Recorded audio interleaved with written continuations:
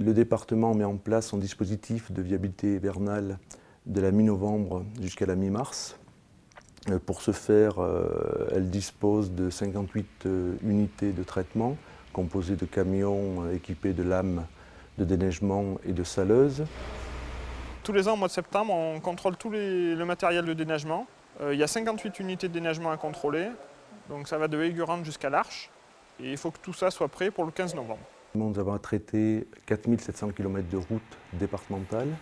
26 unités sont en astreinte permanente. 16 patrouilleurs également sont disponibles pour vérifier l'état des routes et des conditions météo dès 4 h le matin lorsque c'est justifié.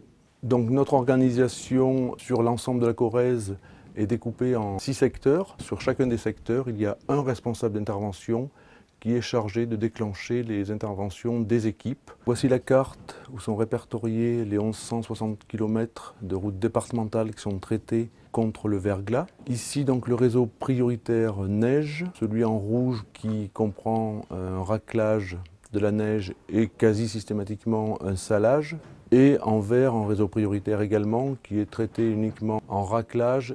Comment se déroule une journée normale de viabilité hivernale? Dans l'après-midi, on fait le point avec les sites prévisionnistes de Météo France dédiés à la circulation routière. Donc en fonction du risque avéré de verglas ou de neige, on prend la décision d'engager la mobilisation des patrouilleurs qui vont sortir vers 4 h du matin. Ils vont en référer à leurs responsables d'intervention qui vont déclencher ensuite les interventions.